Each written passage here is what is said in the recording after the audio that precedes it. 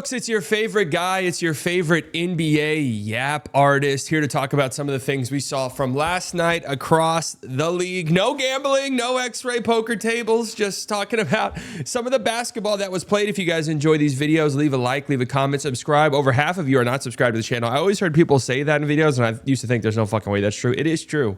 Well over half of you are not subscribed. So subscribe if you like this content. I'm going to be churning them out every single day. I watch the games. I might as well talk about them. I want to start here. It was great. Two games last night. They were fantastic. Both overtime games. The Thunder played another double overtime game. I mean, what are the odds of this shit happening?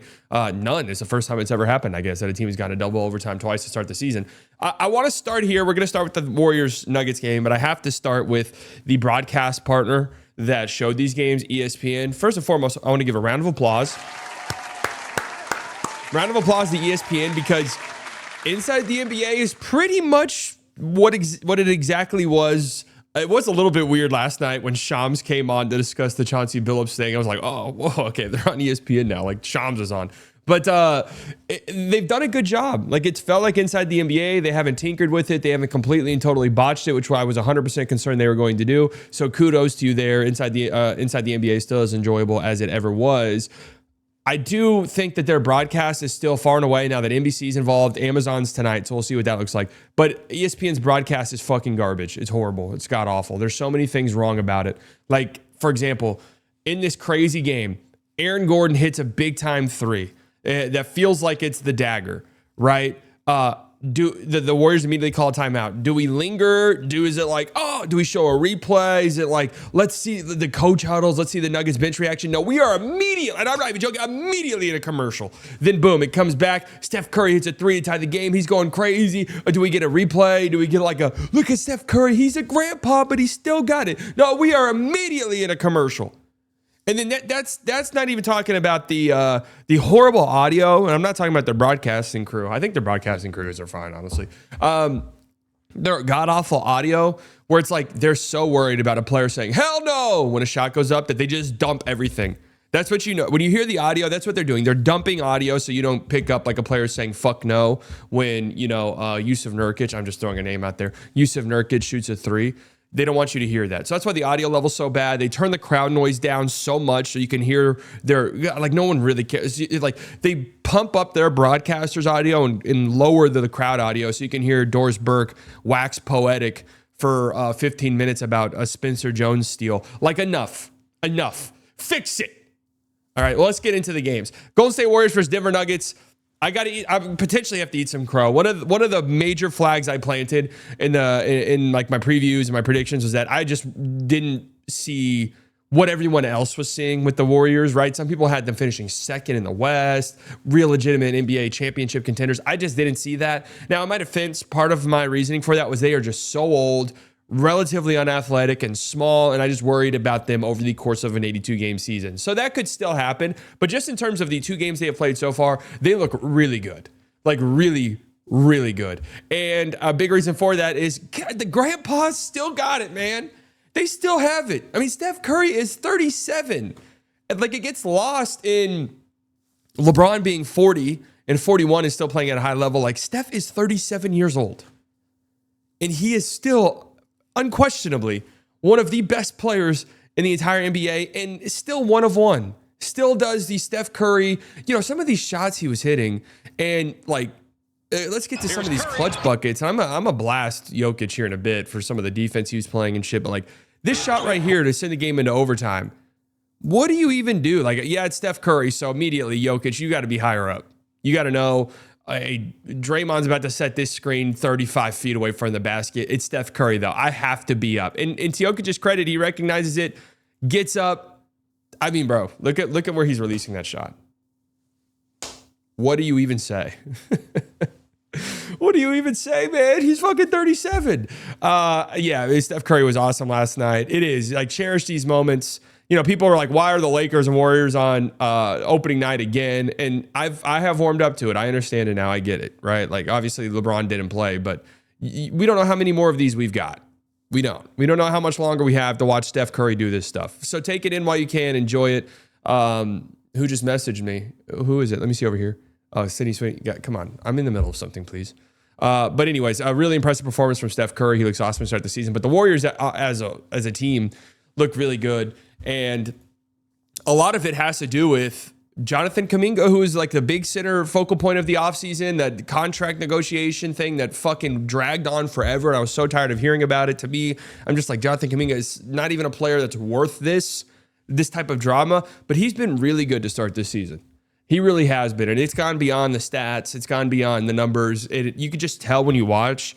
There is a different level of buy-in with him that you know, in his defense, you did kind of see it like in the playoffs last year when he had to step up with all the different injuries. But it's defensively, it's making the extra passes, it's shooting, and you know, he was 1 of 4 from 3 last night, I think.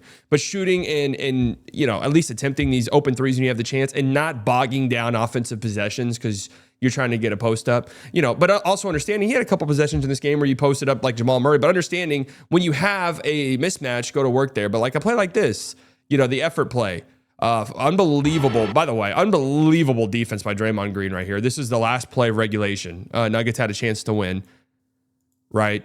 Unbelievable play by Draymond to get back in there and contest that shot. But then look at Kuminga fly in. There's still 2 seconds left. Jokic is going to get this offensive rebound. And if Kuminga doesn't fly in from the corner, this looks like a very easy tip in for a guy like Jokic who just makes these in his sleep. But look at Kuminga getting in and tipping that away. Really good hustle play by Jonathan Kuminga, and he deserves a lot of credit because he's looked good these first couple of games. Good for him. Big Al, Grandpap Al. Dude, they're grandpas, man. They're grandpas. They are. And their starting lineup isn't as old as it probably could have been, but yeah, Al Horford fits this team like a fucking glove. Who would have guessed? Oh, everybody? Yeah, makes sense. His passing, his court awareness, you know, he just knows when it's time to just go stand in the corner and space the floor a little bit. He had a big corner 3 in this one as well. Like, he's going to be a really good player and fit this team like a glove, and he had some fantastic defensive possessions as well against Jokic. He's just, I mean, how old is Al Horford? Like, I talk about, it's insane that Steph Curry's still doing all of this, but how old is Big Al? I mean, he's 37 as well. 39? Oh my God, I didn't realize he was that old. Wait, Al Horford's might be the craziest one. Because like Steph Curry, all-time great shooter, LeBron, like 1 of 1, maybe the greatest player to ever play the game. Like Al Horford's like a big man, tweener big almost. That like part of his game is like so much with effort and hustle and switching on to smaller guys and hanging on the perimeter. Like you would think he would have been done years ago. That one's kind of miraculous. It's kind of crazy, dude. But in 20 years, there's gonna be guys in their 50s playing. I don't think that's crazy to think. You think that's crazy to think? Maybe not 20 years, maybe 30 years. With the way that this stuff is progressing. It's just absolutely crazy. So anyways, and obviously, of course, Jimmy Butler, 8 free throws, hit a big 3 to ice the game. Relatively kind of quiet night. He's incredible week, game 1 for them. But yeah, I mean, this Warriors team, they deserve credit. And I feel bad for shitting on them. The Nuggets, if I'm a Nuggets fan, you know, obviously kind of disappointing. You have such high expectations. A lot of people think you are the team to beat in the league this year. Come out and lose your first game always sucks. Losing game 1 always sucks because it does feel in the moment like we're never going to win. Like, oh my God, we're going to be the first team to ever go 0-82. The first one. And when your team wins game 1, you're like, oh my God, dude, I'm looking at our schedule and I don't know when we're going to lose again. Like that happens. But if I'm a Nuggets fan, you know, whatever. Aaron Gordon had the most efficient 50 piece ever. I mean, 50 points on 27 shots, bro. 10 of 11 from 3. There was a moment. What's the single game 3-point record? It's 14, right? There was a moment in the first half where I was like, yo, could he? Single game 3-point record. Isn't it 14? 14 by Clay. That's right. Yeah. There was a moment where I was like, yo, he could get this shit. But the reason why I say if I'm a Nuggets fan, I'm not really all that concerned. Christian Brown was dreadful in this game. He's a good player. He'll be fine. He had to run around guard Steph Curry all night. Horrible, god-awful matchup for anybody, right? And that's not really his cup of tea, is these smaller guards. He's more of like a stick me on an Anthony Edwards type. So he'll be better. Cam Johnson didn't shoot well from 3 in this one. He was 1 of 6. He'll be better than that. Not that concerned. Jokic, I'll talk more about Jokic here in a bit. The things that I would be encouraged about if I were a Nuggets fan, Jamal Murray looked great, like physically.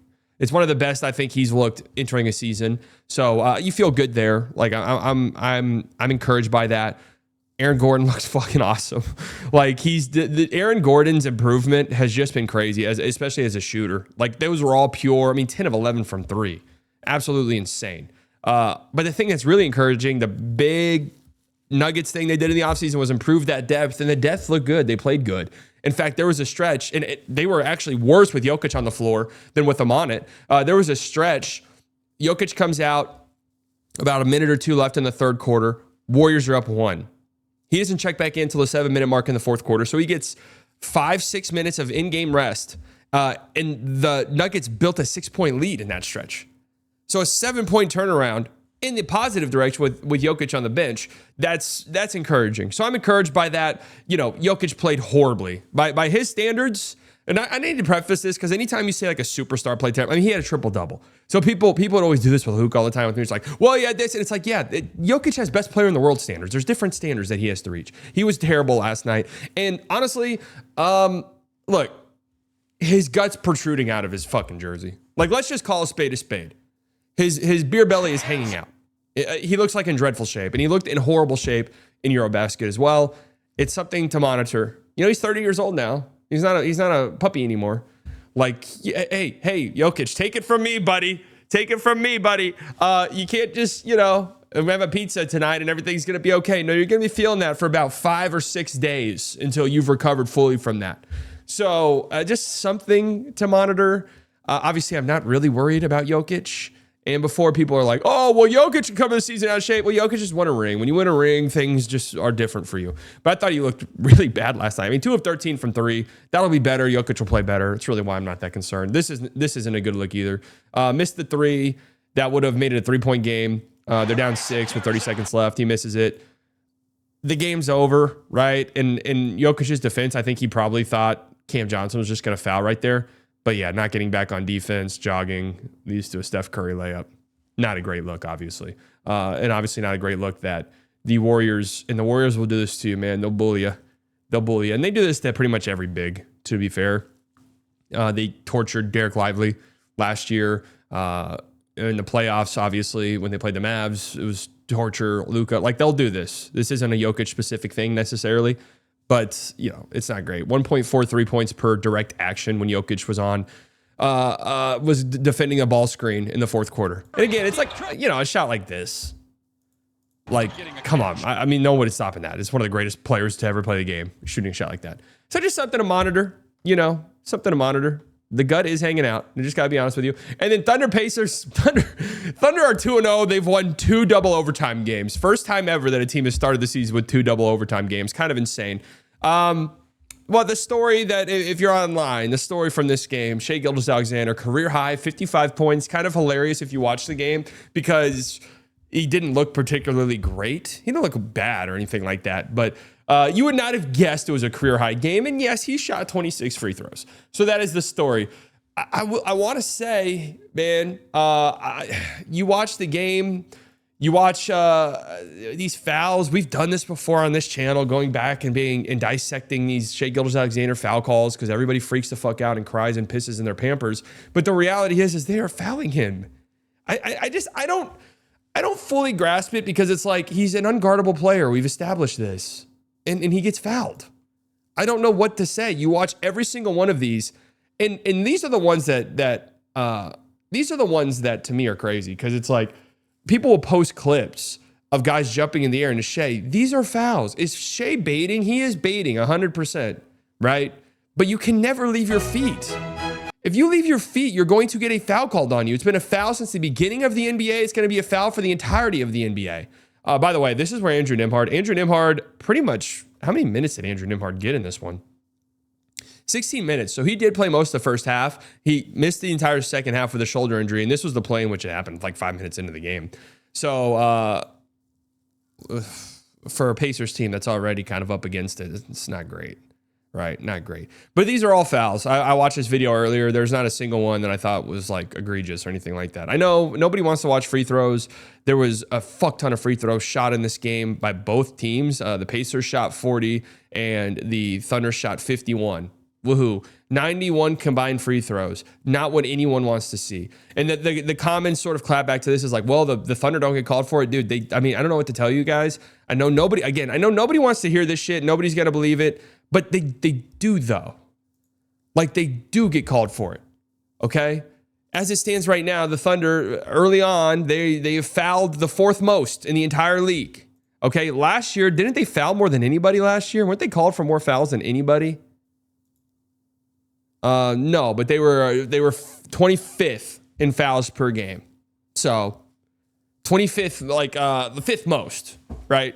So they do get called for a lot of fouls. They do. And I know no one's going to want to hear it from me, but they do, and Shea has transcended into being an unguardable player. Some of the shots he was hitting last night were crazy down the stretch of the game. So for the Thunder, I want to say, they haven't looked dominant just yet. The Rockets are going to be a really good team, so going to double overtime with them is whatever. The Pacers, I'll talk about them here more in a bit. Like, they're a scrappy, competitive team, even without Tyrese Halliburton, with all the different injuries they have. At home, their first game of the year, crowds pumped up and into it. That's not necessarily an easy game either. But yeah, they haven't looked super dominant. I picked them to win 70 games this year, and I'm not feeling great about that prediction already. No Alex Caruso in this game, concussion. No Cason Wallace in this game. Knee thing. My Thunder friends were telling me it was probably a rest situation. Second game of the season for a 30-year guy. I don't really get that, but it is what it is. But I'll tell you one thing. My kind of takeaway to the first 2 games of the season is, guys, they just find these dudes, man. AJ Mitchell can fucking hoop, okay?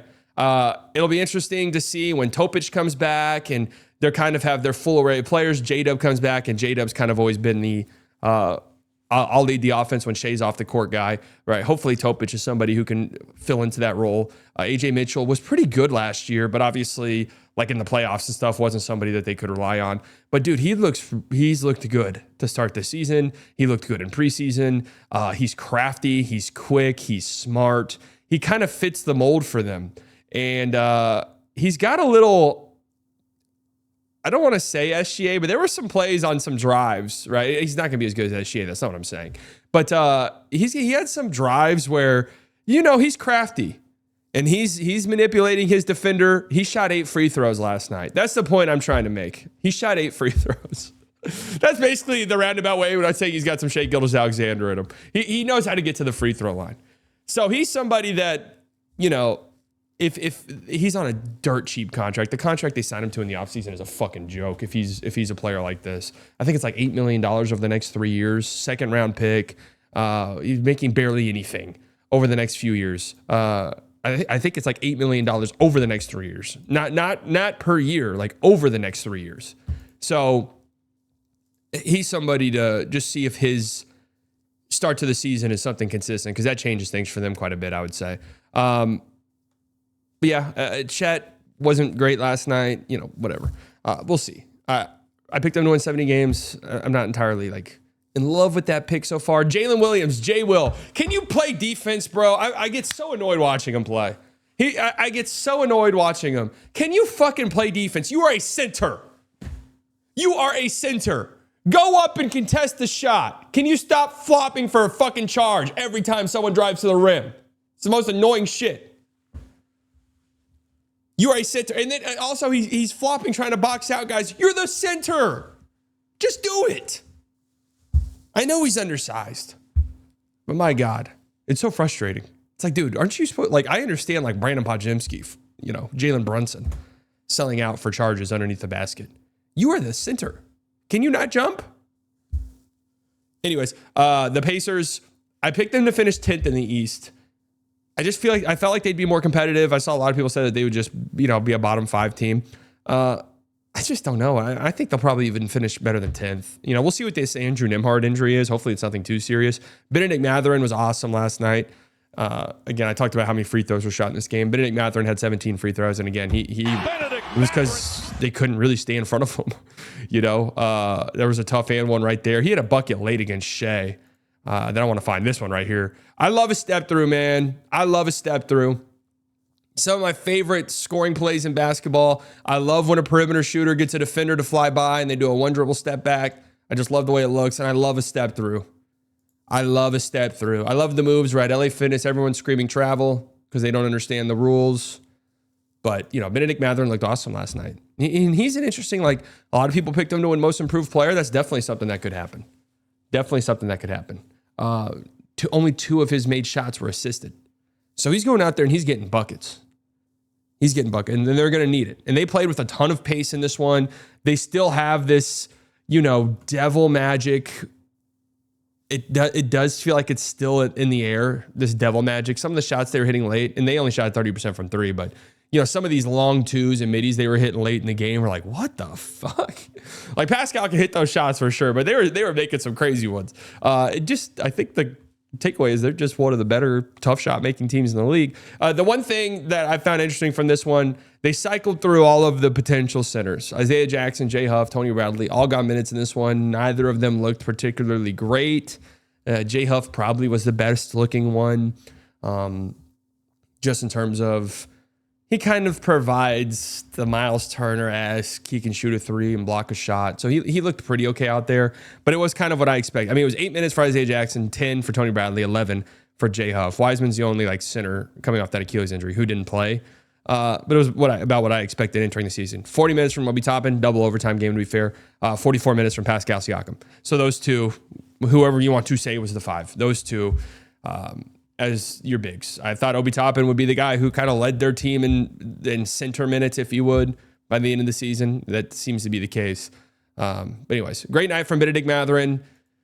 Great night from Shea. Hate him all you want. AJ Mitchell, seriously though, AJ Mitchell, this is something to watch. I'm being dead serious. This is something to watch. If AJ Mitchell's like this is bad. This is bad. But a fun night of basketball. It's been a really good start to the season. If you guys enjoy these, leave a like, leave a comment. Mwah, smooches.